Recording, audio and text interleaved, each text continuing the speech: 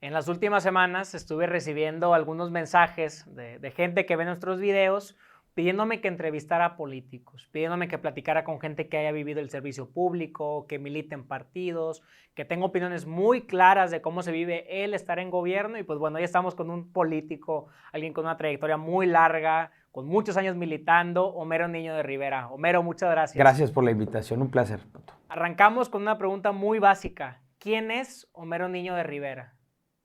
Híjole, pues nací hace 45 años aquí en Monterrey. Soy abogado. Desde muy joven supe que quería ser abogado y descubrí mi vocación por la política y el servicio público. Milito desde hace 23 años en el PAN. Fui diputado federal en el 2012. Tengo 5 hijos. Una esposa que se llama Yanin. Y me gusta mucho la Sierra Madre y Chipinque. Qué buena respuesta, ¿no? Porque la gran mayoría de las veces escuchamos los currículums, pero bueno, padre de 5 y esposo. Oye, Homero, fíjate que cuando te conocí, platicamos sobre un tema que para mí es muy interesante, que es el tema del populismo. Un tema que desde mi perspectiva se ha analizado demasiado, pero a veces desde una óptica muy poco académica. De acuerdo. Se ha analizado mucho desde una óptica de querer hacer política, de querer influir en el voto de alguien. De acuerdo. ¿Qué es ser populista? ¿Cuáles son las características de un gobierno populista? Sabes que primero te diría que tienes toda la razón, Pato. Yo creo que se ha abordado mal el problema porque se abordó con un ánimo electoral y se choteó el tema del populismo. Se ha hablado mucho, pero yo creo que se ha hablado mal, y que si Chávez y Venezuela, y que si Castro, y que Cuba, etcétera. Y yo creo que no se ha abordado, como bien dices, de una manera mucho más técnica, porque empiezo diciéndote que es un problema muy serio. El populismo, la demagogia, es una degeneración de la democracia. Aristóteles, perdón que me vaya a tener, tú eres el politólogo aquí, pero desde Aristóteles decía, el problema de la democracia es que puede, a través de la demagogia, terminar él decía, en una tiranía. Es decir, toda la vida el riesgo de que la democracia se convierta en demagogia o en populismo está ahí, presente. Ya no me voy tan atrás. Churchill, aquella famosa frase de Churchill que dice, la democracia es el peor sistema de gobierno con excepción de todos los demás. Que lo que estaba diciendo es, sí, la democracia tiene muchos defectos, pero es lo que hay, es lo mejorcito que tenemos. Y el gran defecto de la democracia es ese riesgo, esa posibilidad de que se convierta en una demagogia. Estamos viviéndolo en este momento en México y tenemos un riesgo enorme y yo creo que no nos damos cuenta. Antes de entrar al tema de México, Ajá. ¿Cómo es un líder populista? ¿Cómo es un gobierno populista? Deja de decirte las características que yo he ido recabando después de que me obsesioné un poco con el tema, lo he estudiado mucho, lo he leído. Y yo te diría algunas, sin ningún orden, pero te voy a decir, en primer lugar, lo que decía ahorita, los líderes populistas y los gobiernos populistas vienen de ser electos democráticamente, vienen de las urnas, ¿ok? Esa es una característica importante. Otra característica que es muy importante es que nunca, a diferencia del comunismo, por ejemplo, que llega con un golpe de Estado y se instala un régimen antidemocrático, el ciudadano percibe perfectamente cuándo es ese quiebre. Dices, hay un golpe de Estado, hay un quiebre de la democracia y llegó el dictador comunista, ¿no? A diferencia de eso, en este caso, Pato, no lo percibes. El desgaste de la democracia y de las instituciones democráticas no se percibe. Tendrías que ser un estudioso para irte dando cuenta. La gente, el ciudadano, no lo percibe. Y cuando te das cuenta, ya es muy tarde. Ya hay una quiebra democrática. Eso es lo que pasa en el mundo cuando sucede, cuando tenemos regímenes populistas. Otra característica, bueno, esta es mucho más fácil de darnos cuenta, la vivimos al día a día quizás, es que es una manipulación de la opinión pública permanente con mentiras, con medias verdades, con este tema otra vez demagógico.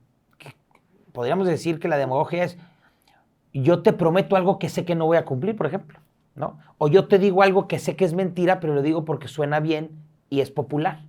Te prometo una cosa, a partir de una premisa falsa. Esa demagogia, esa mentira con la que se conducen los regímenes populistas, también es otra característica importante. Otra, les estorba el cumplimiento de la ley, les estorban los controles del poder, los equilibrios del poder, la división de los poderes.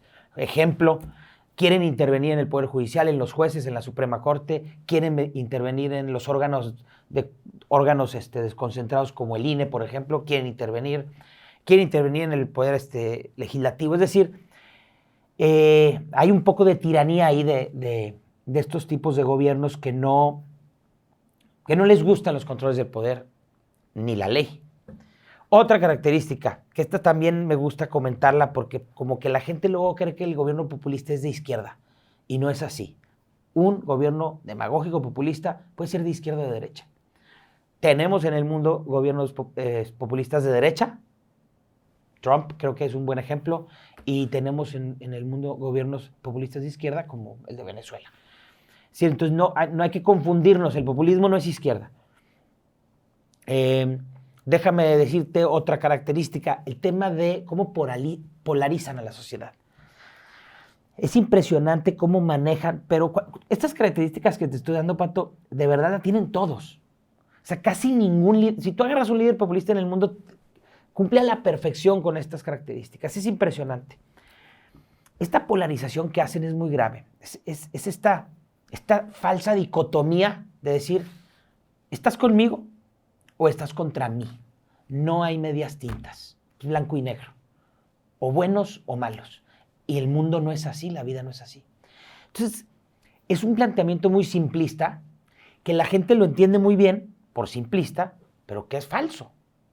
Entonces, tú no le puedes plantear esos escenarios porque polarizas a la población entre buenos y malos, entre ricos y pobres, entre están conmigo o están contra mí, porque, insisto, parte de una premisa falsa, porque esta falsa dicotomía, pues no es, el mundo no es así.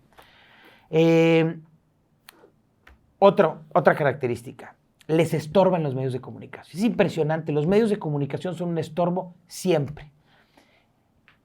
Entonces, es permanente el golpeteo a los medios de comunicación, a las redes sociales.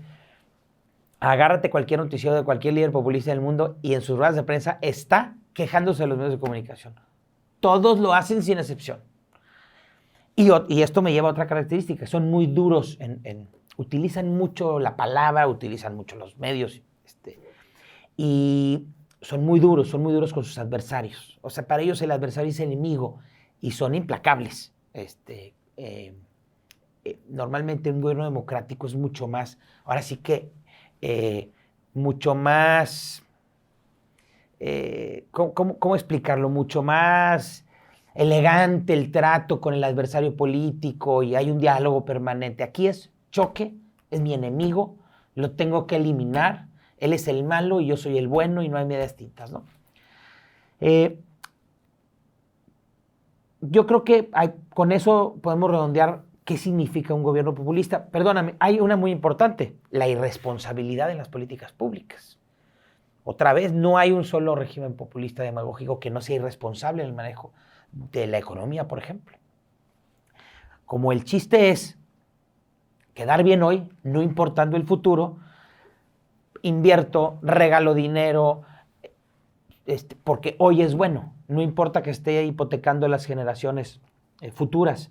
No hay un criterio de prudencia, de orden, de responsabilidad en el manejo de las finanzas y de las políticas públicas. Es un despilfarro absoluto, con una responsabilidad tremenda que terminan siempre sin excepción, en crisis económicas, en devaluaciones, en deudas, etcétera, ¿no? Porque lo hemos vivido aquí, o sea, aquí sí hemos tenido regímenes populistas con características muy similares en los 70s con López Portillo, con Echeverría y luego con López Portillo. Yo creo que del 70 al 82 fueron dos sexenios, dos gobiernos muy populistas. ¿Qué pasó? Quebró el país, punto. En el 76 hubo una gran crisis y en el 82 quebró el país. Entonces, al final de cuentas, es por un lado, concluyo con esto como características, un debilitamiento de las instituciones democráticas, atajarlas, quitarles poder, etcétera.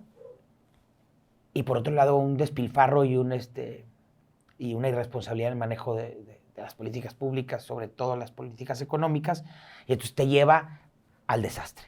Me llama mucho la atención esto que comentas, porque estoy de acuerdo en que se ha utilizado demasiado el concepto de populismo, ¿no? Por 12 años vimos aquí, es que nos vamos a convertir en Venezuela. Pareciera que hoy el concepto de Venezuela, el concepto de Cuba, pues lo utilizamos para describir a ciertos tipos de gobierno, ¿no? Todo el tiempo. Y yo como consultor, yo como analista, pues digo, ¿y hasta qué punto funciona? Es más, lo acabamos de ver hace unos días en Estados Unidos. Donald Trump acaba de decir que Joe Biden va a ser de Estados Unidos el nuevo Venezuela. Es decir, no ha funcionado en América Latina, dudo más que funcione en el tema estadounidense, ¿no? Pero vuelvo, entonces me das las características y veo que detrás de esto esto es lo que está sucediendo hoy en México. Sin duda. ¿Tú crees que hoy en México hay un gobierno populista? Sin duda. No tengo duda, las características que acabo de platicar, en todas encaja López Obrador. De verdad, yo lanzaría el reto a la persona que quiera que lea cualquier cosa de regímenes populistas, lo que sea, o demagógicos, como características, y todas, sin excepción, pero todas sin excepción, fíjate lo que te estoy diciendo, va a estar la similitud impresionante con López Obrador. Sin duda alguna, es un régimen populista. Yo creo, perdón, lo que estás diciendo ahorita, te voy a decir por qué creo que no funciona. Fíjate, cuando los venezolanos a finales de los 90 llega este régimen populista que fue Hugo Chávez, les decían, oigan, nos vamos a convertir en Venezuela, en Cuba. Y los venezolanos decían, ya está choteado, ya no me digas que yo voy a hacer Cuba. Los cubanos son otra cosa. A los venezolanos no nos va a pasar. Y les pasó. A nosotros nos han dicho, se van a convertir en Venezuela, y nos hemos cansado, y yo también, decir, a ver, cálmese, no nos va a pasar, no somos Venezuela. Y a lo mejor tenemos razón, no nos va a pasar como Venezuela, pero da igual. El problema es que haya una desgracia, y hay un quiebre democrático que nos puede llevar años en resolverlo. Años. La construcción de la democracia, otra vez tú que eres estudioso del tema, la poca, mucha o mala sistema democrático mexicano nos ha costado mucho trabajo. Yo empecé a participar en política hace 25 años. Es impresionante lo que hemos avanzado, pero a veces no lo valoramos. Hace 25 años apenas estaba haciendo que las elecciones las hacía el gobierno del PRI. O sea, hace 25 años apenas estaban empezando las primeras elecciones con un organismo como el IFE, en aquel tiempo independiente. No había credencial para votar con fotografía hace 30 años. Podía votar cualquiera. Podía votar cualquiera, votaban los muertos. Entonces, el avance en las instituciones democráticas de los últimos 25, 30 años es impresionante. Los órganos reguladores que controlan la independencia del Banco de México, la independencia de los órganos electorales, los controles constitucionales que tiene el Poder Ejecutivo, sí importan y sí funcionan. Pero mira, también hay que aceptar, y quizás me adelanto a algo que a lo mejor me vas a decir, bueno, pero ¿y quién tiene la culpa? Es bien importante, yo creo, estudiar también por qué pasa. Y ahí te interrumpo precisamente. Y me regreso al tema de campañas, que es de lo que más hablamos aquí. Ajá. Pareciera que hoy en las campañas, los consultores, los políticos, los estrategas, decimos, pues las mejores propuestas, las que convenzan más a la gente, son las que te van a dar la victoria. Y si nosotros revisamos el proceso 2018, se lo acabo de decir a mis alumnos ayer, ¿quién hizo la propuesta más populista del 2018? López Obrador, ¿no? No, fue Ricardo Anaya, del PAN, con el ingreso básico universal. Hoy escucho muchas críticas que dicen, oye, es que el presidente López Obrador le da dinero a los ninis, ¿no? Este concepto que a mí no me gusta en lo absoluto. Le da dinero a los jóvenes, a las madres solteras y a algunos grupos. Digo, pero el partido del que menos hubiéramos esperado propuestas populistas, el PAN, pues propuso darle dinero a todos los mexicanos en este país por el simple hecho de ser mexicanos. Déjame defender un poquito la propuesta del PAN. El ingreso básico universal existe. Es decir, puede ser viable. Habría que estudiarlo y construirlo y ver cómo, pero existe. La propuesta más populista del 18, las propuestas las hizo López Obrador. Te voy a decir cuáles fueron. Entrando yo se acaba la corrupción. ¿Pero qué estás diciendo? Pues, estás mintiendo. Entrando yo se acaba la violencia, dijo. Yo recuerdo muy bien una entrevista que le hizo Ciro Gómez Leiva y le decía, a ver, Andrés Manuel, ¿y cómo va a pasar eso? O sea, tú dices que el 1 de diciembre que tú tomas protesta, ¿se acaba la violencia? Sí, Ciro. Y explicaba por qué. Entonces él decía, porque esto es una transformación y es la purificación de la vida pública porque yo llegué. Perdón. Igual con la corrupción. Dice, no, es que cuando ya el presidente diga, ya nadie es corrupto, entonces ya nadie va a ser corrupto, porque ya se acabó. O sea, de ese tamaño. En fin, tienes razón en que la tentación de en una campaña hacer propuestas de este tipo es mucha. Yo diría, hay que hacer propuestas populares, no demagógicas, porque las demagógicas se basa del principio que estás mintiendo o que sabes que no la vas a cumplir. Si yo fuera candidato a la presidencia y me dijeras tú, consultor, oye, di que vamos a crecer al 5%, yo te tendría que decir, es que no puede ser mentiras. Es que con eso vamos a subir 5 puntos, sí, pero no puedo echar mentiras. Vamos a construir otra cosa que sea popular, pero no vamos a crecer al 5, ¿me explico?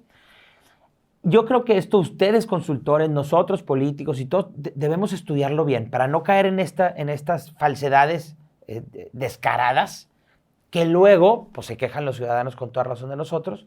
Pero sí, pues se vale intentar hacer la mejor campaña y la más popular, pues eso se trata, así se gana. Y ahora vamos hacia adelante. Ya hablamos de las características de un gobierno populista, ya hablamos o ya me explicaste un poco de por qué tú piensas que el gobierno de López Obrador es populista, y tú me dijiste, bueno, pero también por algo llegó López Obrador. Sí. Y justo decías, oye, ¿cómo llegan los gobiernos populistas? A través de los votos, a partir de las urnas, por un descontento, por esta necesidad de un cambio. Entonces yo te pregunto, y es la pregunta difícil, ¿en qué fallaron? ¿En qué fallaron 12 años del PAN?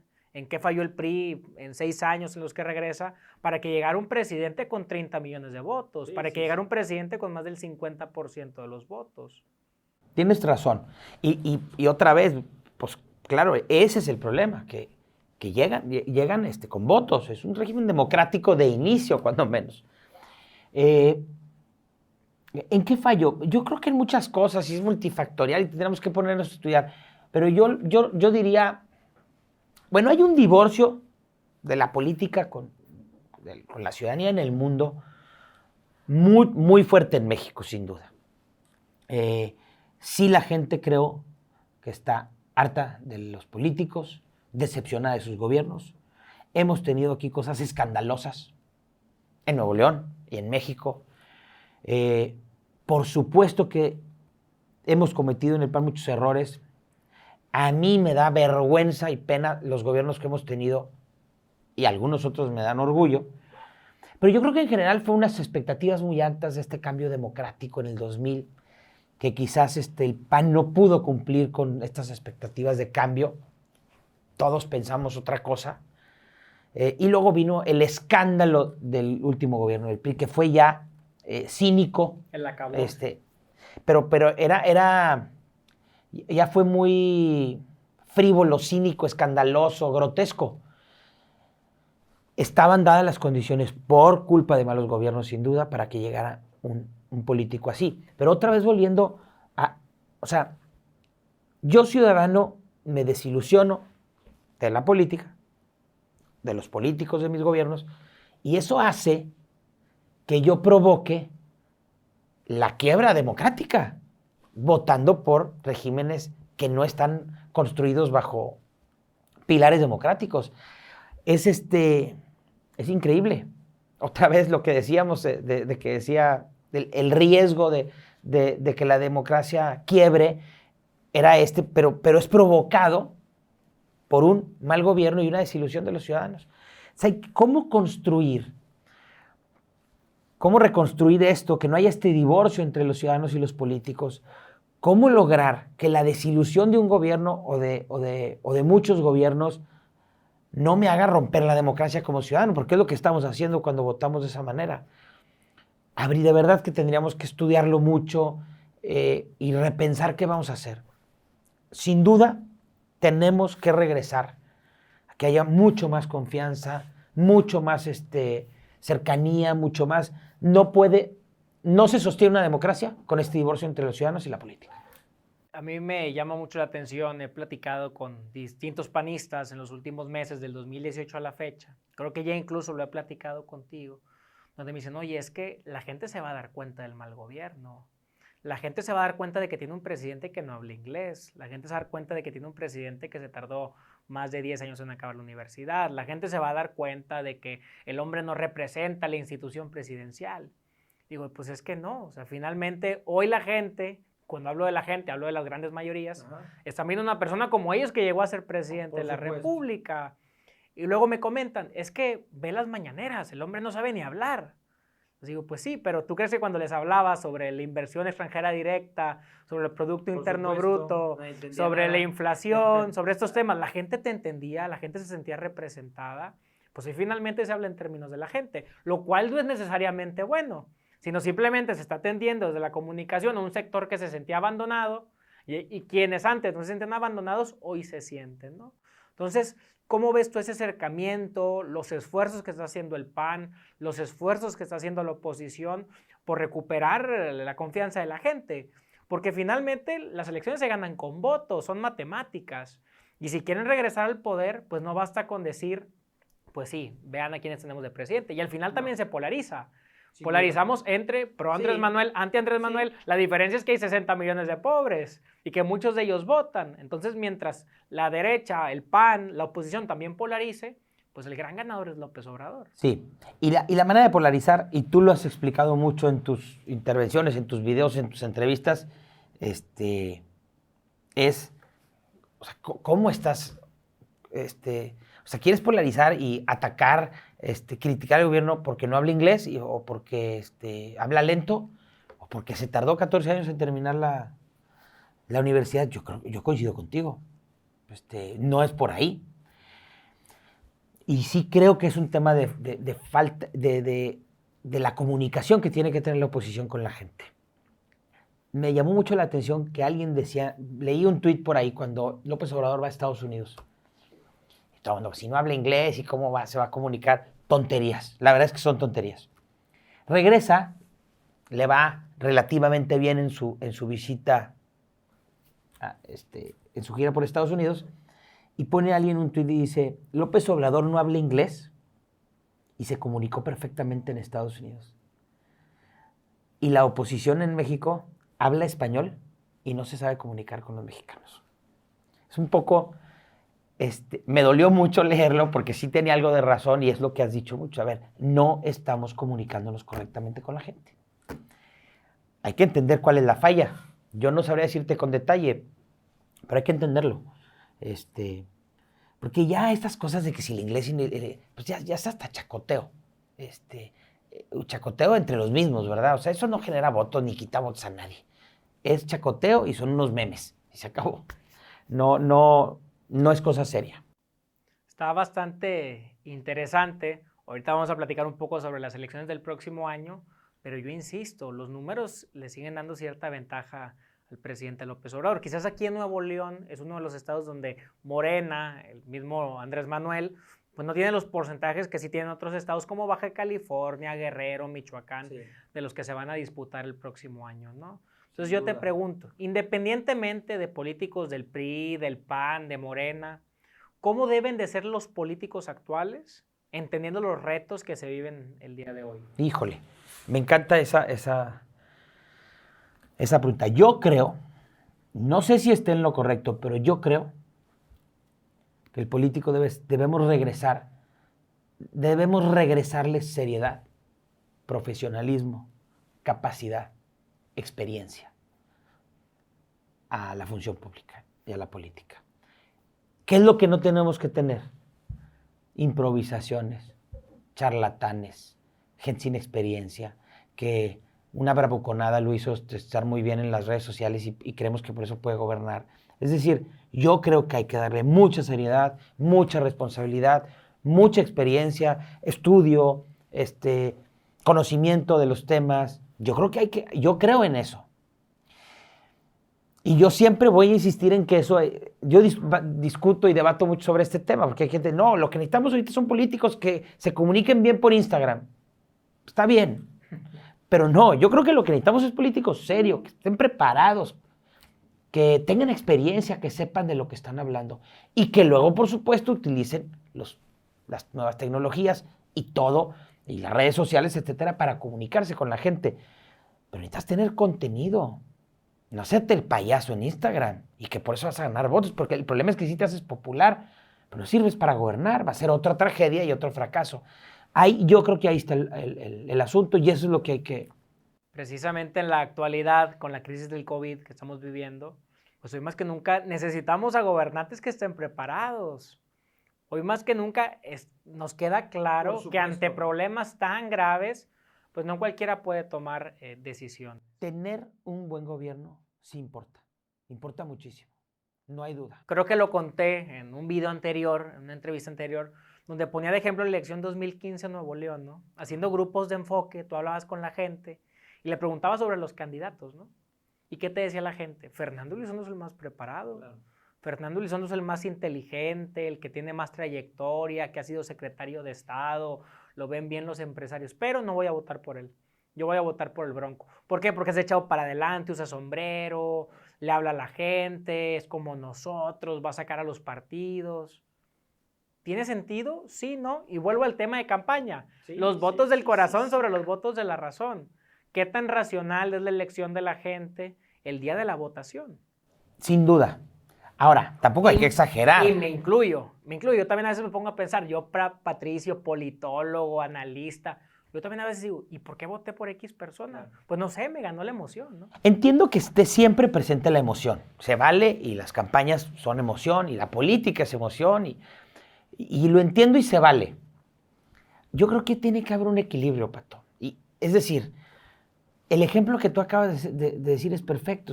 Fernando Elizondo, está bien, pues sí, un hombre con una gran trayectoria, serio, profesional, y todo el mundo opinaba bien de él. Pues sí, pero si no conectas con nadie, si no te puedes comunicar con nadie, si no emocionas a nadie, no puedes ser político. Dedícate a otra cosa con ese empaque y esas cosas que tú traes, pero no político. O cuando menos... no político que corra en elecciones. Sí, funcionario público. Hazte funcionario público, secretario de Estado, sí, pero no gobernador, porque hay que tener otras habilidades y tienes que conectar con la gente. Siendo secretario de Energía, no tienes que conectar con la gente. Siendo gobernador de Nuevo León, claro que sí. Yo creo que ahí es donde nos confundimos y nos perdemos. Es que no, yo creo que Fernando Elizondo no conectaba y no conecta y nunca conectó ni emocionó. Por eso perdió 2 veces. Hace unos días me preguntaban sobre Pepe Mid. Oye, ¿qué opinas de Pepe Mid en política? Y digo, pues arranco diciendo que ni siquiera es político. Es un gran funcionario público. Me consta, yo, claro. También me preguntaban aquí sobre Ildefonso Guajardo, ¿no? Oye, ¿qué opinas sobre Ildefonso para gobernador de Nuevo León? El mismo caso. Pues que lamentablemente no tiene el perfil para ser candidato a gobernador. Quizás para ser gobernador, pero no para ser candidato a gobernador. Muy diferente. Muy diferente. Pero... por eso hay que buscar un buen equilibrio. Ahora, el ejemplo que acabas de poner, los dos extremos, señor preparado con experiencia y tal, pero no conecta con nadie. Y que es un chiste, y conectó con todo el mundo. Pues busquemos un equilibrio. Yo creo que se puede. Oye, que conecte, que se comunique, que tenga empatía con la gente, que camine, que hable, porque eso lo tienes que hacer. Y por otra parte, no tienes que ser el sabelotodo y experto en todos los temas. Pero pues tienes que tener cierta experiencia y ciertos conocimientos y tal. Yo creo que ahí deberíamos encontrar el perfil de un buen gobernante y eso funciona para todo, para presidente, para alcalde, para gobernador, para diputados, para todo. Ese debería ser el punto de partida de los que andamos en esto, ¿no? 2021, las elecciones más grandes en la historia de México, 15 gobernadores, casi todos los congresos locales, la renovación total de la Cámara de Diputados, miles de alcaldes. ¿Qué viene para México? ¿Qué viene para Nuevo León? ¿Y qué viene para San Pedro? Sin duda tienes toda la razón, son elecciones históricas. Nunca se ha elegido tantas autoridades en un solo día, en una sola jornada. Prácticamente es la mitad de los gobernadores del país. muchos diputados locales, muchísimos alcaldes y toda la Cámara de Diputados, todos los diputados federales. Muy importante, o sea, en un año, en junio del próximo año, Pato, tenemos los mexicanos una cita con la historia. ¿Por qué? Porque se cumplen 3 años de López Obrador, es la mitad de su periodo. Y la Cámara de Diputados es muy importante para detener esta destrucción a la que nos está llevando. Importantísima. Desde ahí, la Cámara de Diputados se controla el presupuesto y se controlan los cambios a las leyes. Entonces, la oposición, lo que tenemos que hacer la oposición es ganar el 21 para detener a López Obrador. Me refiero al tema federal, ¿no? Nuevo León. Bueno, pues somos uno de los 15 estados que vamos a renovar gobernador. Es un desastre el gobierno estatal, un desastre. Nadie gobierna realmente, el gabinete está descabezado, ya dejamos desde hace mucho de criticar al Bronco porque ya ni tema es. O sea, ya pasamos de una gran crítica a que ya dé igual. Es una tragedia lo que nos pasó.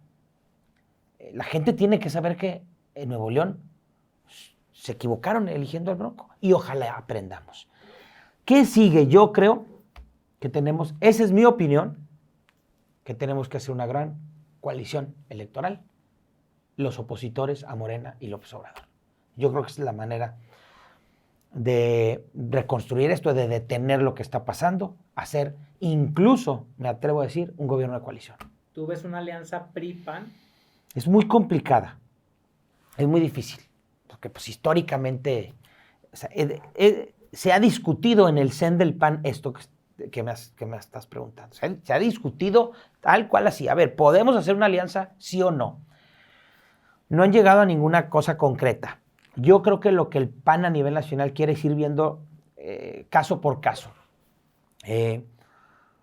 Yo insisto, para no ponerle ahorita nombre y apellido, yo creo que el PAN debería empujar un gran frente opositor contra Morena y López Obrador.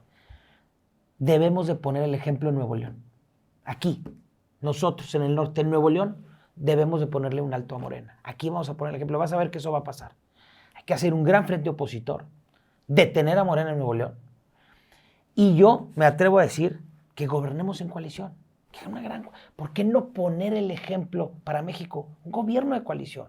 Un gobierno donde los partidos que no estén de acuerdo con lo que está pasando se entiendan bajo unas premisas básicas. No importa que sean de ideologías en algunas cosas distintas. Los gobiernos de coalición y estas alianzas existen en el mundo y algunas han gobernado muy bien. Podemos poner el ejemplo en Nuevo León. Repito, un frente opositor, ganar las elecciones y un gobierno de coalición. Con las reglas muy claras y que gobiernen todos los partidos que no estén a favor de Morena y de López Obrador. Mucho se ha platicado sobre el tema de las alianzas. Incluso estamos en estos días por sacar una encuesta sobre la alianza PRI-PAN. Pero a mí me llama la atención que sobre todo en el PAN se habla mucho de alianzas en ciertos estados, ¿no? Sí. ¿Qué tan viable es aliarnos en ciertos espacios y en otros no? Porque qué fácil es decir, vota PRI-PAN en Nuevo León, pero te ataco en otro estado, ¿no? Porque tú eres el rival allá. Sí, o sea, ¿hasta qué punto podría ser viable una alianza parcial, no una alianza total? Sí es viable. Esa alianza se complica cuando tienes candidato a la presidencia, pero como no hay candidatura a la presidencia, si lo haces en la localidad, en todo, o sea, es decir, en todo el estado, y te lo digo porque yo he estado en elecciones en otros estados donde hay alianzas municipales y a nivel estatal no, y en el otro municipio no, entonces es un escándalo. Pero si lo haces en todo Nuevo León, sí se puede. Yo creo que no hay problema, aunque no se haga en otro estado. San Pedro, ¿qué viene para San Pedro? Híjole, déjame decirte que yo con el tema de San Pedro, tú sabes que fui diputado de aquí, lo he trabajado, lo he caminado, lo he estudiado. Perdóname que te lo diga, pero no hay una sola colonia, parque, plaza, vecinos de mesas directivas, una sola que no haya visitado y caminado. Es un municipio maravilloso con un potencial impresionante que no hemos aprovechado. Es una tristeza, es una lástima. San Pedro da para más. San Pedro, no se vale que en San Pedro, la autoridad de San Pedro, básicamente remodele parques y construya unas banquetas. y siembre unos árboles. Perdón. Eso claro que hay que hacerlo. O sea, pero tiene dinero para hacer eso.